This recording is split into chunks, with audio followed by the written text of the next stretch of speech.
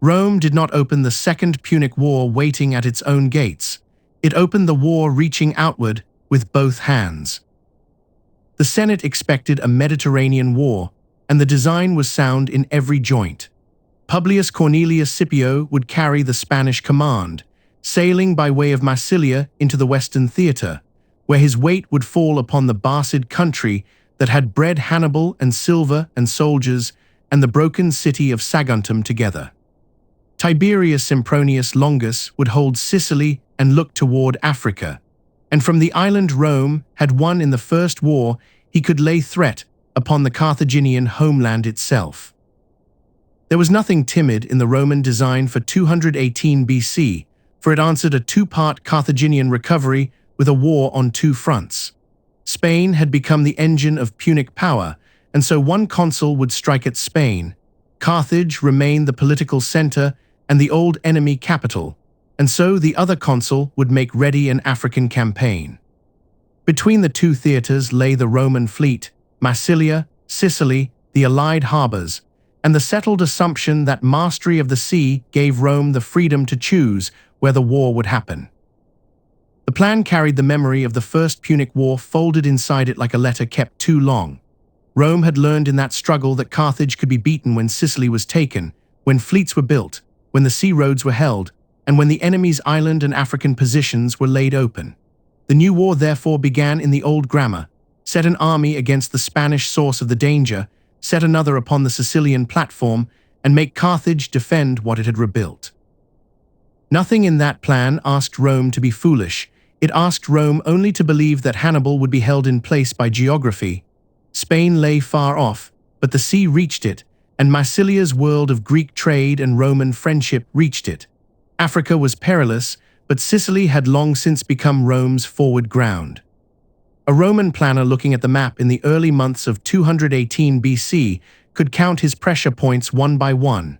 New Carthage, the Ebro country, Carthage itself, the harbors of western Sicily, and the sea lanes Rome now expected to use as its own roads. The weakness was not the absence of a plan. The weakness, as the year would teach, was time. Hannibal had no need to defeat the Roman plan in every theater at once. He needed only to move faster than its assumptions. He needed Scipio to arrive after he had already slipped beyond Spain, and Sempronius to stand ready for Africa while Italy quietly became the true theater, and Rome's Mediterranean war to discover, too late for the discovery to help, that its center had walked away onto dry land. The opening Roman picture, then, is not panic but preparation. Maps are spread, consuls receive their commands, ships are told off to their stations, and stores move down to the harbors. The Senate declares a war it expects to conduct outward from Italy across the sea lanes toward the strongholds of the enemy. The consular structure gave the plan its rhythm and its breadth. Rome appointed no permanent commander and kept no standing council of strategy. It elected magistrates for the year, divided the burdens between them, and trusted aristocratic commanders to turn civic authority into campaign before time and weather and politics narrowed their freedom. Such a system could bend with remarkable suppleness, and it could also make a delayed campaign feel like an opportunity dissolving in the hand. In 218 BC, the Senate set one consul towards Spain and one towards Sicily because the map seemed to permit the division, and the year itself would test whether that division could survive its meeting with a commander who refused to remain inside his appointed theater. Hannibal was soon to make the map answer to him instead. For Sempronius Longus, the war began in Sicily. The island had been both the prize and the school of the first great struggle between Rome and Carthage. Through more than 20 years of the previous century, Roman and Punic commanders had contended over Sicilian cities and ports, heights and fleets and supply roads, and when Carthage yielded after the Aegates Islands, Sicily passed under Roman rule and became something new in the world, not a conquered province only, but a platform facing outward. From western Sicily, the coast of Africa could be imagined as it never could from Rome. Lilybaeum looked out across the central sea, Messana held open the strait. Sicilian grain could feed fleets, and the harbors could gather the transports and warships, the horses and tools and clothing, the dry practical freight that makes an invasion possible long before any battle gives it a name. Hiero of Syracuse, Rome's old and steady friend, added what allies add: intelligence and supply. The island where Rome had once learned hardship had become the place from which Rome intended to carry hardship to Carthage. Sempronius' assignment therefore had a weight that could be lifted and counted. It was no vague menace written into a senatorial decree, but an army and a navy assembling around Sicilian harbors, men mustered, stores packed, ships taking on their burdens, officers expecting the crossing to Africa, or at the least the standing pressure that would force Carthage to watch its own coast while Scipio moved in Spain. The island was doing what Roman strategy had always asked of it, turning the command of the sea into the possibility of action. The Sicilian preparation shows, too, how Rome imagined scale. The Republic could call upon allied crews and Latin and Italian soldiers, upon Sicilian grain and friendly kings, upon coastal stores and the administrative habits laid down across a generation. War was not a declaration made in the forum and left there. It was the power to move a consular army out of Italy to an island, sustain it in place, and point it toward another shore. Sempronius' theatre displays that capacity in its full order, before Hannibal's movement bends it to another purpose. The African design made political sense besides. Carthage had survived the First War, the rising of its own mercenaries, and the humiliation over Sardinia and Corsica by building anew in Spain. If Rome could make Carthage defend Africa while Scipio pressed upon Spain, the whole Barcid system of recovery would be pulled in two directions at once. Hannibal might command the army of Spain, but Carthage at home would have to ask what became of the city if the Roman fleet set soldiers near its own walls. The war would not remain a Barcid affair, fought at a comfortable distance from the African capital. This was the pressure Rome expected to create, and Sempronius embodied it. He was the part of Roman planning that treated Carthage itself as a thing that could be reached. He was the consul whose movements declared that this war would not be fought only where Hannibal chose.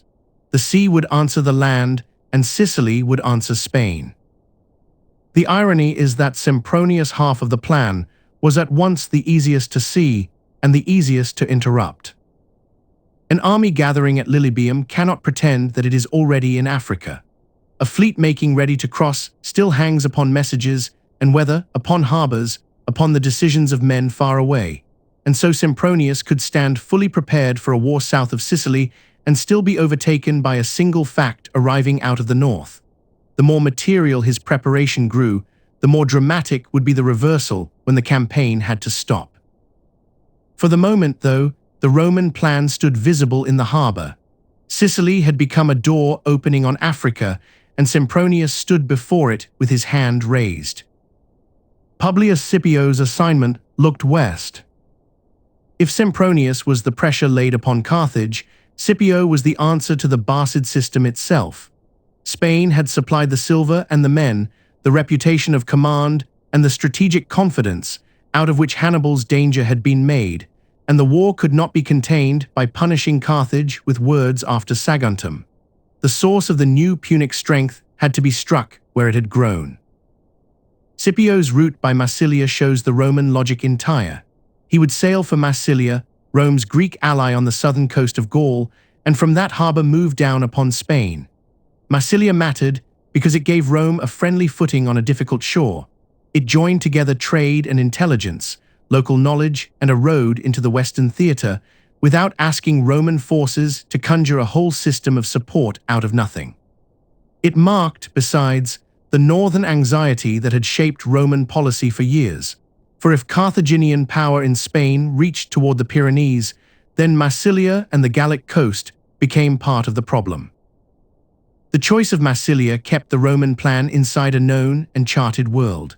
Greek merchants and coastal pilots, local allies, and every interest hostile to Carthage made the harbor more than a place to take on water. It was a listening post, where reports out of Spain and Gaul and the lower Rhone could meet before Rome had set one soldier in the interior. A consul arriving at Massilia was not wandering onto a blank map, but entering the outer edge of an information network, which is what gives the bad news its sharpness when it comes. The network worked well enough to tell him that Hannibal was moving. It did not work fast enough to let him close the door. Rome's plan assumed that Scipio could arrive in time to make Spain the battlefield. Hannibal's plan assumed that he could leave Spain before Rome could fix him there. Out of those two assumptions, the war's first great contest was made, and it was a contest of timing. Hannibal had made his preparations at New Carthage, distributed the spoils of Saguntum, secured his command, and waited for the season when rivers and roads consent to the passage of armies. Then he left the south and moved north, not as a raider riding after glory, but as a commander working to escape the shape of the war Rome expected. The safest Roman answer was to hold him in Spain, force him to stand upon the defense of the Barcid country, and let Sempronius menace Africa.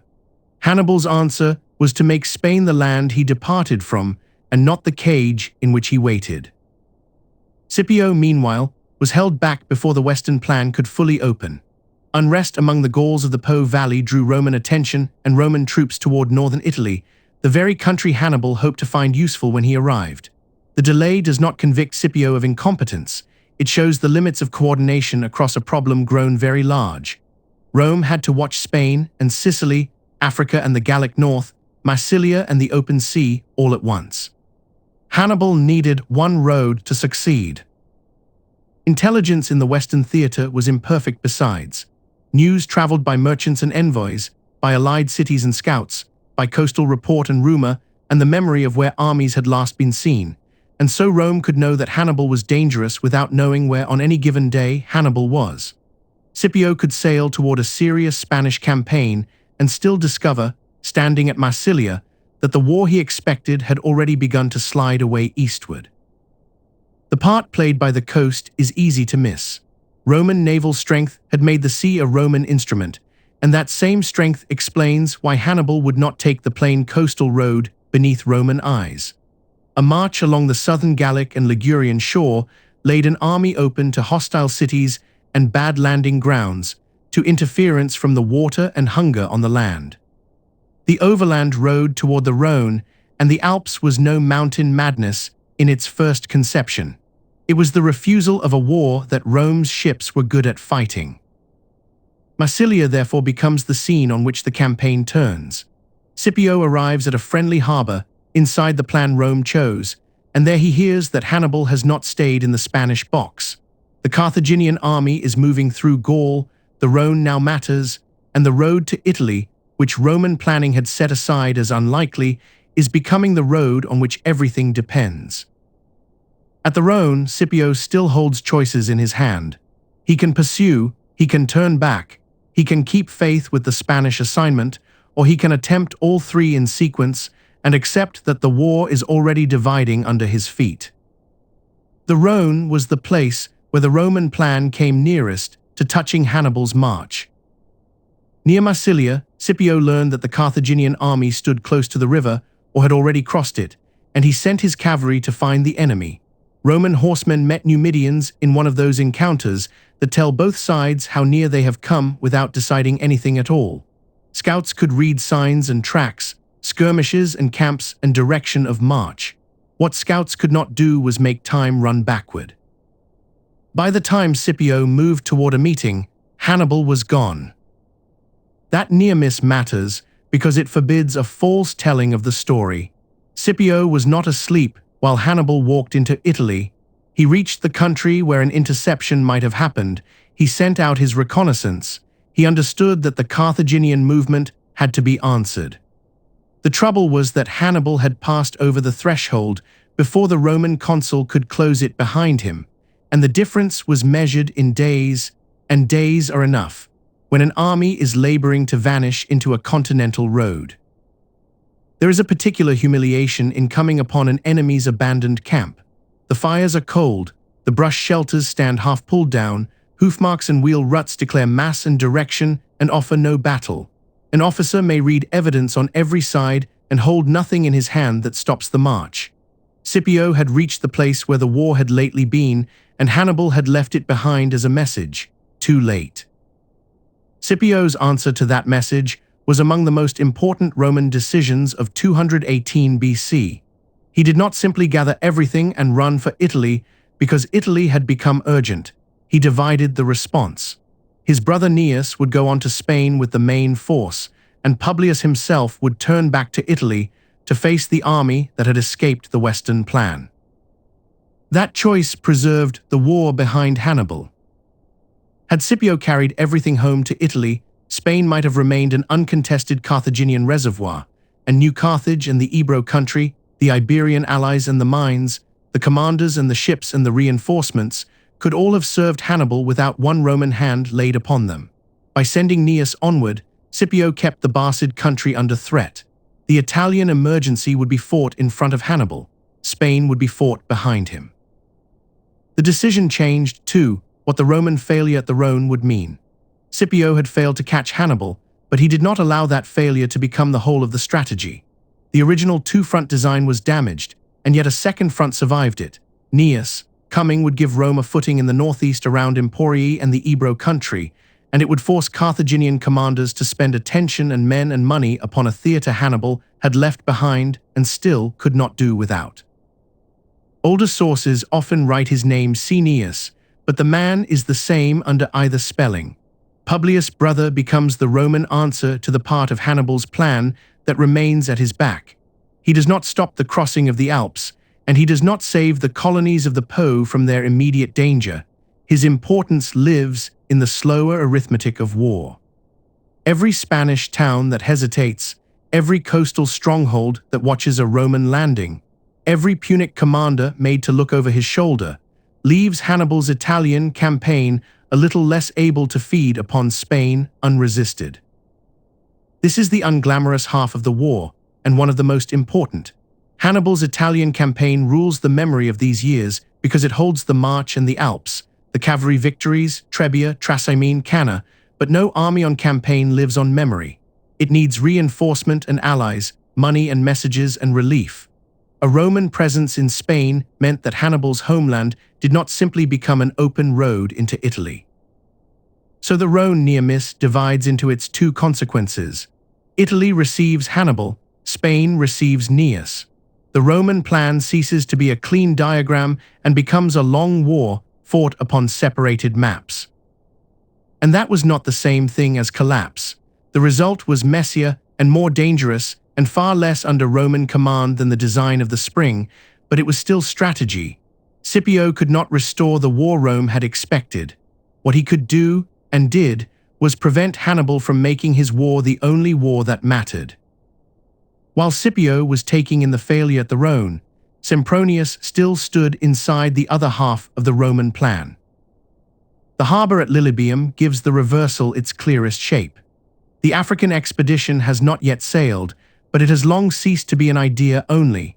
The ships lie ready or nearly so, the grain is in store, clothing and weapons and tools, and packed stores move under the eyes of officers. Soldiers who expected to cross toward Africa wait in Sicily, close enough to the enemy coast for the old Roman lesson to feel alive in the air. Take the sea, carry the war south, make Carthage defend its own ground.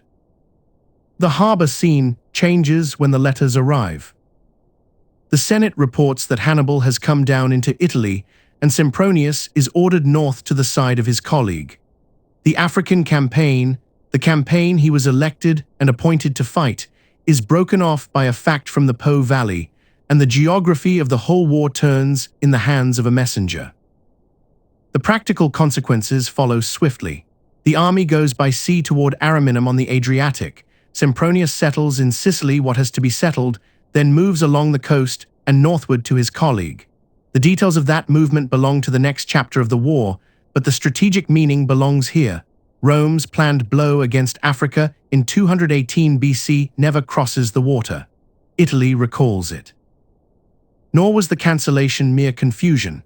The Roman command was answering a real and present danger. A Carthaginian army in northern Italy is a different creature from a Carthaginian army in Spain.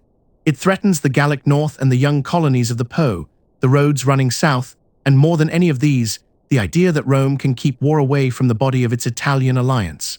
Sempronius must move because the enemy has moved the place where Roman manpower is required to answer. The cost is enormous. because Africa waits. Carthage is not made to defend its own shore in 218.